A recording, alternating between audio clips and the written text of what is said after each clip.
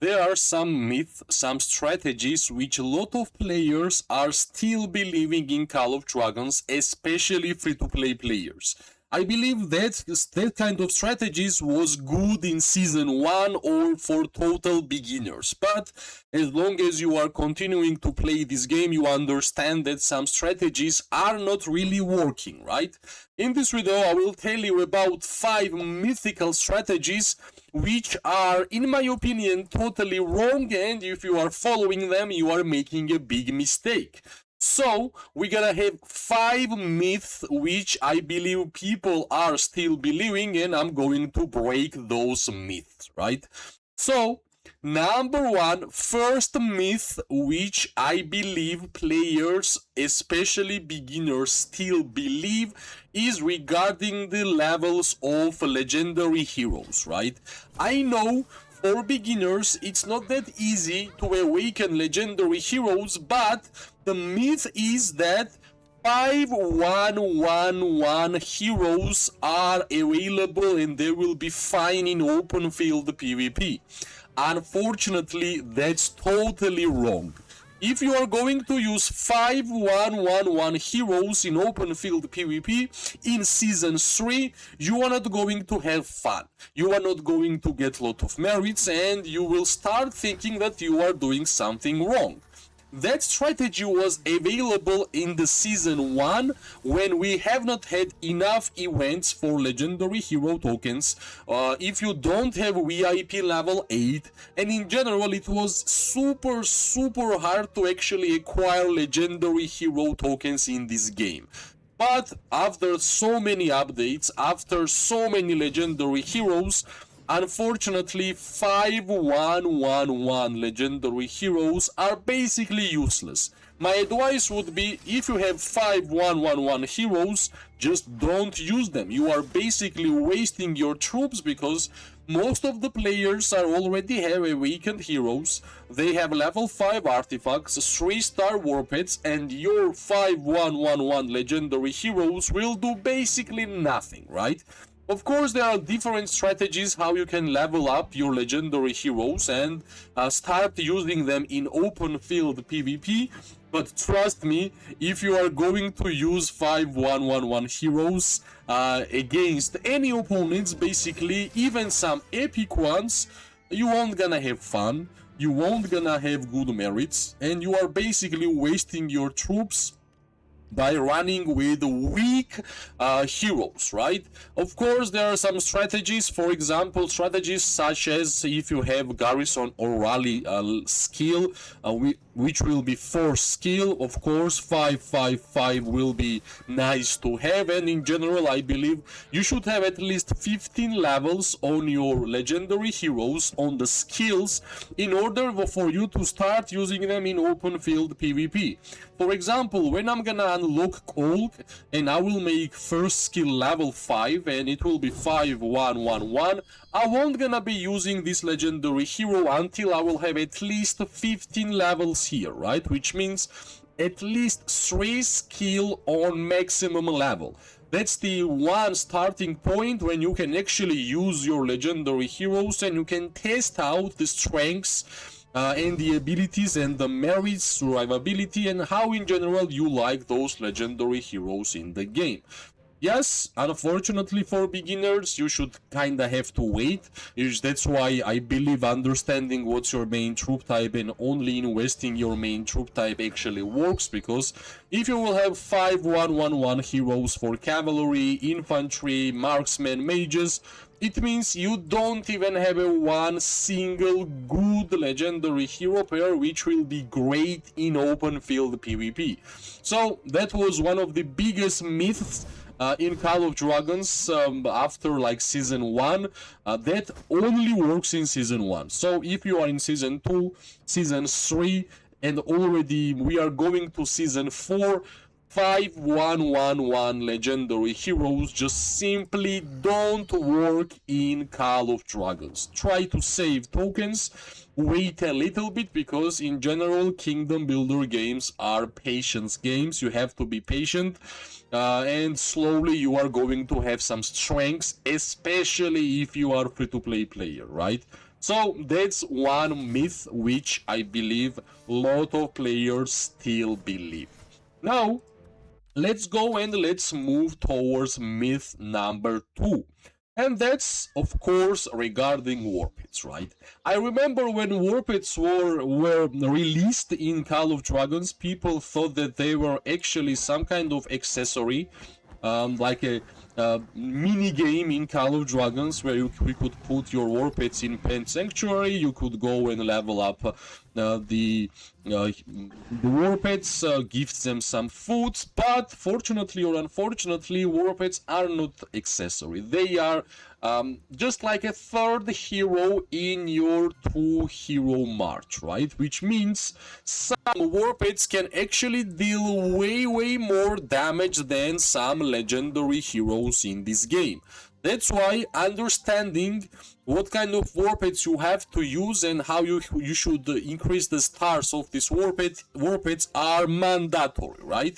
The myth was that no matter what's the stars for your warpits, you can always use those warpits, right? Imagine that 0-star warpit or even 1-star warpit is same as 5111 legendary hero. It basically will do nothing in terms of open field PvP. You won't gonna even feel like that you are using warpit in general. Imagine that 1-star warpit is 5111 hero, 2-star warpit is like 5511 legendary hero, and imagine that 3-star main talent skill warpit is like awakened hero, right? So you might ask, what's the myth here, right? What people believe? People believe that they can use 1 or 2-star main talent skill warpit. Trust me, 1 or 2-star main talent skill warpit will do absolutely nothing in open field PvP. The start point for building the warpit every single time is to at first make main talent skill 3-star. That's basically you are awakening your warpit. Like we have an analogy towards the legendary heroes, so you will understand it more easily. So at first you have to awaken your warpit, which is having your main talent skill 3-star. Not only that, slowly you should increase the stars of your other skills. Basically, 3-star Chain Strike, 3-star Intense Chain Strike is basically awakened Chain Strike skill. Of course, minimum in terms of other skills should be 2-star. That's my honest opinion. Every single free-to-play player can make Chain Strike, Intense Chain Strike, and Blood Roar 2-star. Of course, I understand making them 3-star might be super expensive, but trust me, if you will understand how to play this game and how to collect the pet currencies, slowly you are going to have Chain Strike and Intense Chain Strike 3-star also. But one of the hardest things, and no matter if you are a free-to-play player or spender in this game, everybody should grind to make main talent skill 3-star, and that's basically awakening skill. So the second myth, which a lot of players still believe, is that 0-star, 1-star, and 2-star warpits can be played in open field, which is totally wrong. They will do absolutely nothing. They won't gonna deal enough damage. They won't gonna give enough debuffs. They won't gonna give you enough heals in the game. So, unfortunately, until you start using the warpit which you want to have on your main hero pair, it first makes this main talent skill 3-star, and finally you will understand how powerful warpits are in Call of Dragons. If you are looking at the statistics of 2-star and 1-star warpits, well, unfortunately you will feel like they are useless, but when you're gonna have it 3-star, then you actually start feeling the real power of the warpit feature. So that's our second myth, which a lot of players still believe. Now let's go and let's move towards the third myth, which not only players, even some alliance leaders and officers are believing, which is connected towards the power, right? I will be honest, power is just a number in this game, right? Because you can get power from finishing the buildings, finishing the research, putting the points on talents, increasing the artifacts levels. So most of the things in this game which gonna give you power is basically useless in open field, right? Like for example, building power 80 billion, tech power 31 billion, legion power 62 million, hero power 6 million. So what's the most important, right? If you are a player and you are checking some other accounts and you see like 200 million power player and you think that if he or she is super strong, that's not how you should actually look at the accounts, right? Most important statistics when you are checking the accounts is units killed, units healed, right? And the difference behind units killed and units healed. If this is same amount, it means he or she is a fighter which is trying to understand how to play the game. But in general, I believe the strong accounts should be higher units killed than units healed, which means during the open field PvP, they are fighting with positive traits, and that's the most important, right? Because power can be risen by just playing the game, recruiting the army, and that's how you're gonna increase the power. But if you are not using this power, who cares how much power you actually have in Call of Dragons? That's the one mistake which I believe even alliance leaders, officers, or some beginner players still believe. So third myth is that power is just a number. Always look at battle statistics. That's how you can actually find out what kind of account you are checking out. You can find out who you are getting inside your alliance during the migration, because I believe every single alliance wants to have more fighters, and sometimes you are making a big mistake whenever you are taking somebody who has a lot of power, but meanwhile inside the KvK you find out that that high power is not even active, is not even fighting, and doesn't even know how to fight in the game. So third myth is that never try to understand what kind of account it is by just looking at power. Check out battle statistics, which will give you even more and better details. Now we're gonna move forward to the fourth myth, which I believe a lot of players still believe. That's, of course, regarding troop type, right? In Season 1, everybody was thinking that number one free-to-play friendly troop type is mages, because it was easier to play because of the range, overall gathering speed, and so on, right?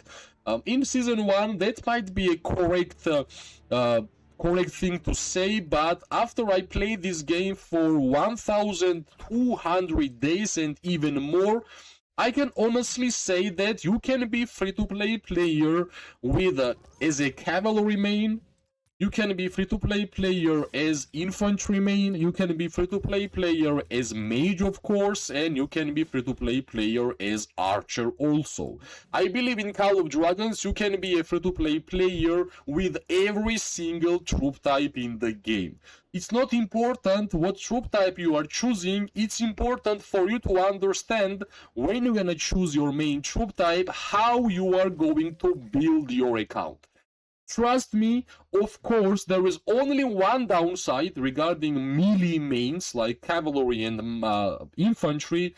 They will just have more troops in hospital. But at the same time, if you are playing as a mages or archers and you don't have experience how to fight with them, you will also have a lot of troops inside your hospital. So the fourth myth is that you can be only ranged player as a free-to-play, which is totally wrong.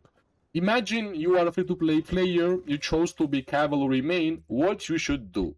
You should only invest in cavalry heroes, you should only invest in cavalry artifacts, you should only invest in cavalry warpits. And basically your whole gameplay should be centered around cavalry. Let's check out what will happen if you are choosing infantry? Well, same story, right? You should only invest in infantry heroes, infantry artifacts, infantry warpaths, basically same story. Also, let's say in season 1 players were saying mages are the most free-to-play friendly troop type. Well, how and why? If you're gonna choose mages, you have to invest only in mage heroes, only in mage artifacts, only in mage warpaths. So nothing really changes, right? Every single troop type which you are going to choose requires same style of gameplay, which means basically every single troop type can be played as a free-to-play, and the number 4 myth was that only mages were free-to-play friendly, which I believe is totally wrong. So now we're gonna start speaking regarding last myth, which I believe more players believe than any other myth which we just spoke. And that myth is free-to-play players can't compete, which I believe is totally wrong. And in order for me to break that myth, I have to speak about what kind of game Call of Dragons is, right? Call of Dragons is not a single-player game. You are not fighting in 1-versus-1 duels, right? You can see this blue towns is a different player, different cities, which means every single city have a lot of troops, lot of heroes, right? And what's the point of me speaking regarding that? Whenever you are fighting alliance versus alliance, right?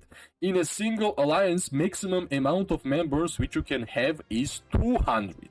So, if you are a free-to-play player and you think that you can't compete, that's totally wrong, because if you will choose a good alliance, which are active fighters, and you're gonna stand in this area like 100 marches, and you are fighting against 100 marches, at this point, no matter if you are a free-to-play or spender, you have to understand how to fight and you're gonna do a good job.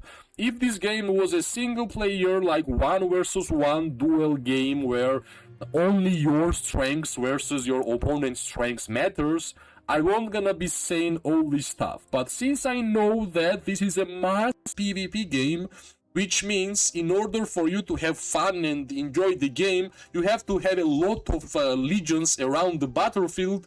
During that moment, there is no difference, not such a difference as a huge spender, low spender, free-to-play. No, just understand to move around with your alliance members, choose the targets which your alliance members are targeting, and you gonna get merits just as same time as spenders. Of course, spenders will get more, but as a free-to-play, you're gonna get some merits also, right? And I'm not really speaking about low merits. I remember when I was tier 4 player and most of my gameplay I was tier 4 player, I was still getting 12 million merits at the end of the KVK, which is a good example. And you can always check from my day 1, I believe I started making videos whenever I had 10 million power. Every single step which I did, every single alliance, every single fight which I had within this account is seen on my YouTube channel. So if you don't believe my words, you can always go to my channel and check out my past videos, and you will find out why I'm speaking regarding this and why I strongly believe that I'm right. So, number 5 myth, which still a lot of players believe, that you can't compete as a free-to-play player, is totally wrong. Just play with your alliance members, fight during wars, never do 1-versus-1 duels, and you will see by yourself how easy it is for you to fight and compete with your alliance, even against spenders and as you are a free-to-play player. So, that's my 5 myths, which I believe people were still believing, which I hope I broke down pretty well. And as always, if you like the video, press like, subscribe, share. It always gives me more and more motivation to make more content for this game. I wish everybody an amazing day, morning and night. We are going to see each other really soon. Bye bye and good luck.